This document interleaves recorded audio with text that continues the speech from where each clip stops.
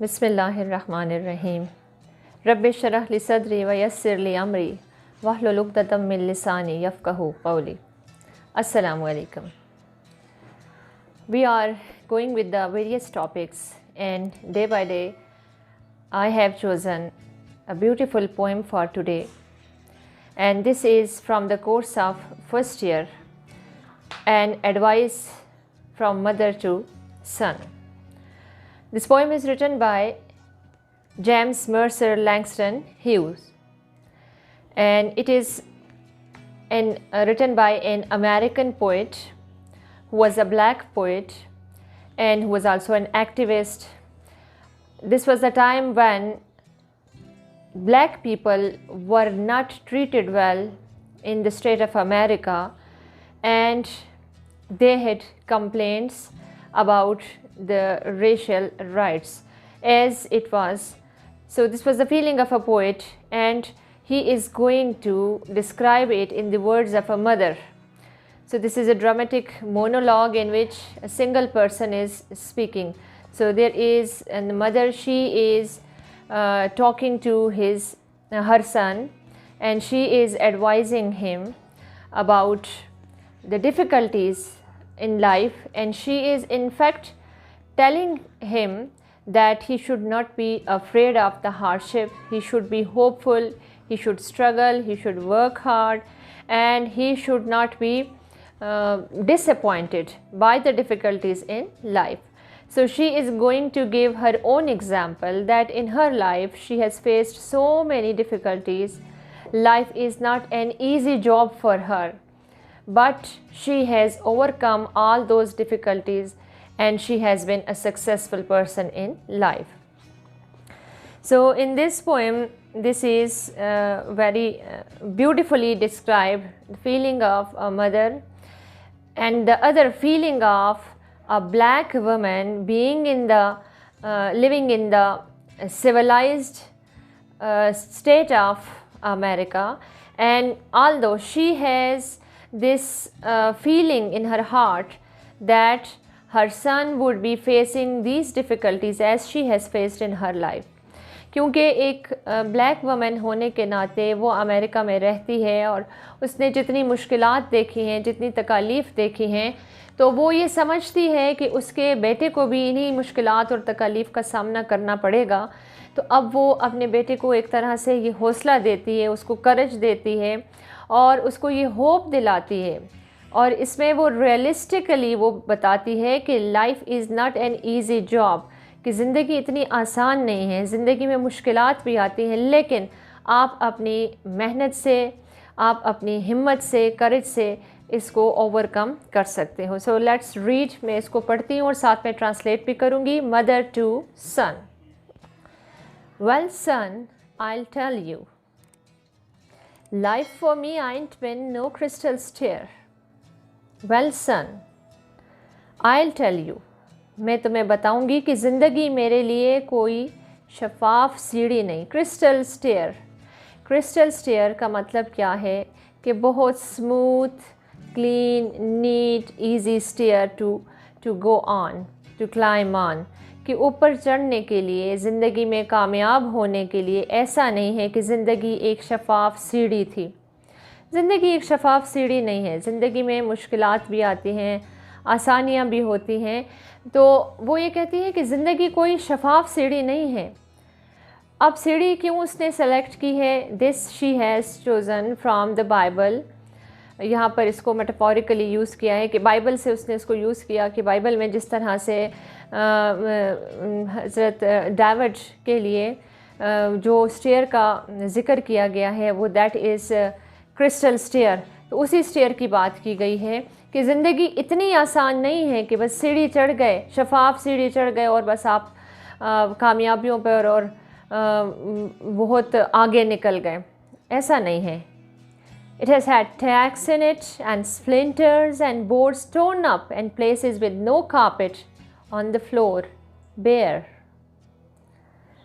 What is there in life? अब वो कहती है कि ये एक ऐसी स्टेयर है जो कि क्रिस्टल स्टेयर नहीं है, ऐसी स्टेयर है जिसमें टैक्स है, टैक्स ऐसे बड़े बड़े कील विद अ ब्रॉड हेड, ऐसे निकले हुए कील हैं, और जब आप उस सीढ़ी पे चलते हैं तो वो कील आपके पैरों में चुभते हैं। ये मुश्किलात है लाइफ की, हर्डल्स हैं। एंड स्प्लिंटर्स, और इसमें स्प्लिंटर्स हैं। स्प्लिंटर्स किसे कहते हैं? The torn up pieces of wood which are pointed, and when you walk on them they just pierce your feet। कि ऐसे उसमें लकड़ी के खुरदरे नोकीले टुकड़े हैं कि जब आप उन तख्तों पे चलते हैं, उस सीढ़ी पे चढ़ते हैं, तो वो नोकीले टुकड़े आपके पैरों में चुभते हैं। एंड बोर्ड्स टोर्न अप, और इसमें जो तख्ते हैं वो कटे हुए हैं, कटे हुए तख्ते उसमें लगे हुए हैं। And places with no carpet on the floor, और जहाँ पर फ्लोर है तो उस पर कोई मखमल कालीन नहीं बिछा हुआ, बल्कि बेयर, नंगे पैर उस पर चलना है। और ये ऐसी ज़िंदगी की सीढ़ी है कि उस पर आपने नंगे पैर इन मुश्किलात से, कहीं पर कटे फटे तख्ते हैं, कहीं पर स्प्लिंटर्स हैं, कहीं पर टैक्स हैं, और उनके ऊपर से आपको चलना है, चलते रहना है, लेकिन इससे हिम्मत नहीं हारनी। But all the time it has been a climbing on and reaching landings and turning corners and sometimes going in the dark where there ain't been no light. लेकिन क्या था?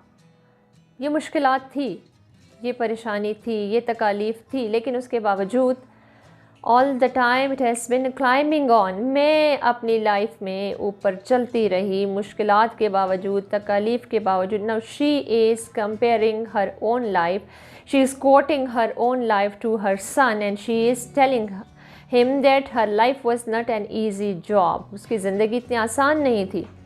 अगरचे उस ज़िंदगी की सीढ़ी पे वो चल रही थी, लेकिन उसको इन मुश्किलात का सामना था, ताहम वो रुकी नहीं है, वो चलती रही है। And reaching landings and turning corners, और उसमें कई तरह के कॉर्नर्स थे, उतार चढ़ाव के कई मकाम थे, कभी ऊपर जाना, कभी नीचे आना, कभी ज़िंदगी में कामयाब होना, कभी नाकाम हो जाना, कभी आप खुशहाल होते हैं, कभी आप गमगीन होते हैं। ये ज़िंदगी का हिस्सा है, ये ज़िंदगी है, इसी तरह ज़िंदगी गुजारी जाती है। And sometimes going in the dark, और बाज़ औक़ात ऐसे भी होता कि उस सीढ़ी पर ज़िंदगी की इस सफ़र में चलते चलते कभी उसको अंधेरों से भी गुज़रना पड़ता, where there ain't been no light, जहाँ पर कोई रोशनी नहीं थी।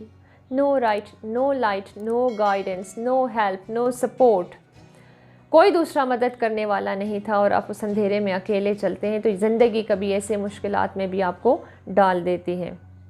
सो boy don't U turn back, so boy don't U turn back, पीछे नहीं, वापस नहीं मुड़ना, वापस नहीं मुड़ना, चलते रहना है।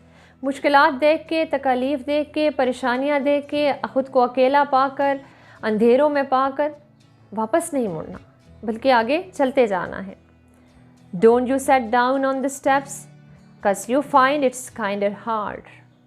उन सीढ़ियों पे बैठना भी नहीं है, अगरचे तुम्हें ये थोड़ा मुश्किल लगेगा, लेकिन उन पर बैठना नहीं है, वहाँ आपने रुकना नहीं है, चलते जाना है, चलते जाना है, आगे बढ़ते जाना है। बावजूद है कि उसमें मुश्किलात हैं, तकालीफ हैं, परेशानियाँ हैं, तन्हाइयाँ हैं, लेकिन you need not to stand there, you need not to sit there, you need not to be worried, you need not to be disappointed। Don't you fall now, for I see still going, I still going honey, I still climbing। So don't you fall now। अब आपने गिरना नहीं है। वो अपने बेटे को ये नसीहत करती है, डोंट यू फॉल नाउ, आपने गिरना नहीं है। For I still going, क्योंकि मैं तो अब तक चल रही हूँ। Honey is the sweet son, my sweet son, I am still walking on, I am still climbing on, I am still facing these problems, difficulties in life, but I have not stopped, I am still going on, so you have to go। I still climbing, and life for me ain't been no crystal stair। तो मैं तो अभी तक चलती जा रही हूँ, लेकिन ज़िंदगी मेरे लिए कोई क्रिस्टल स्टेयर नहीं है। ये ज़िंदगी मेरे लिए इतनी कोई आसान नहीं है, मेरे लिए ज़िंदगी बहुत मुश्किल रही है। इसमें बहुत से ऐसे मकामात आए हैं जिन पर मुझे कभी मैं कामयाब रही हूँ, कभी मैं नाकाम रही हूँ, लेकिन मैं रुकी नहीं हूँ, मैं चलती रही हूँ। सो तुमने भी लाइफ में हिम्मत नहीं हारनी। You have to be courageous, you have to work hard, you have to move on, you have to climb on, you have to reach your destination, because in your this long journey you have to face many hardship in life, but you should not be disappointed, you should not be worried about that.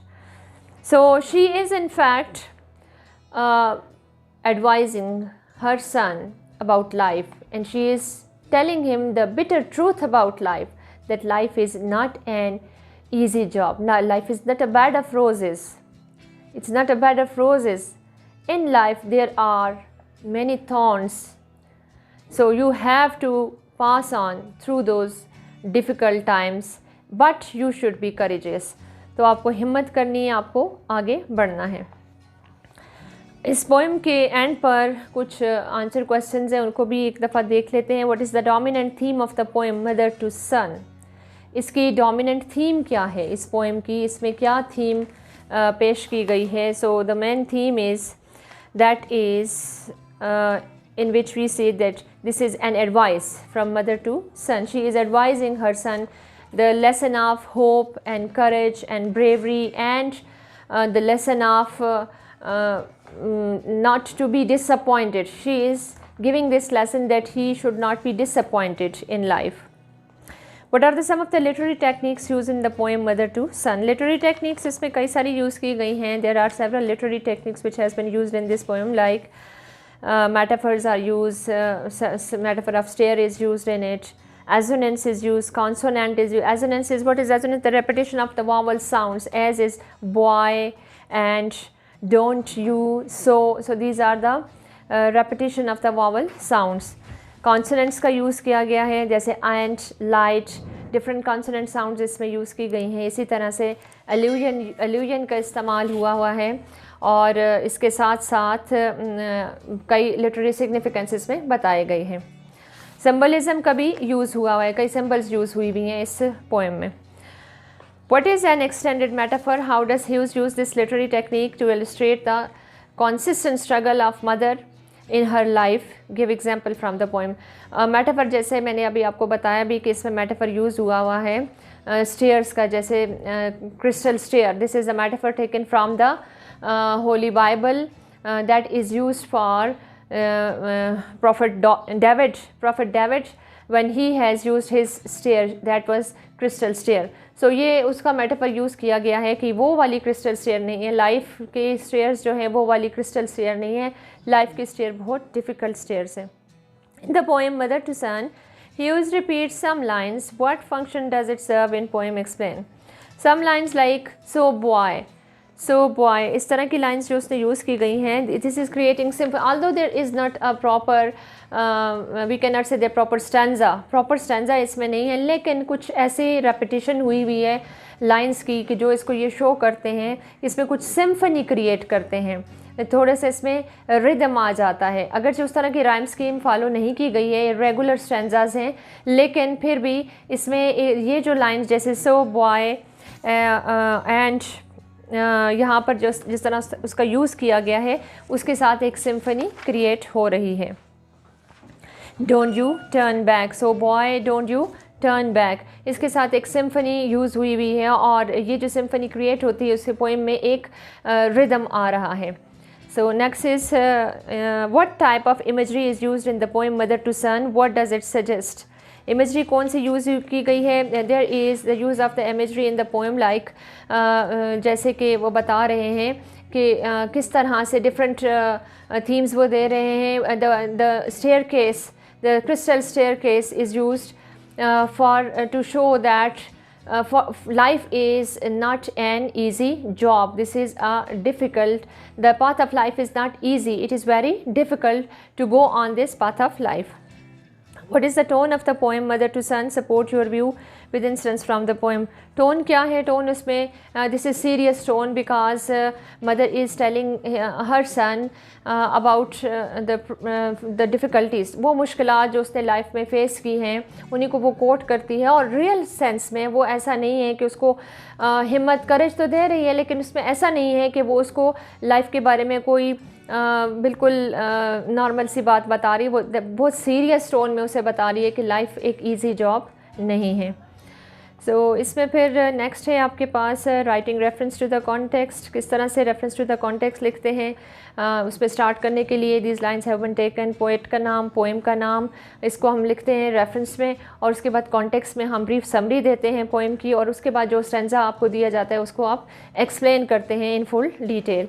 सो इस तरह से आप इस poem को when you understand it, you can write the brief summary of the poem in your own words. So I hope it would be very much clear to you all. Thank you with these words.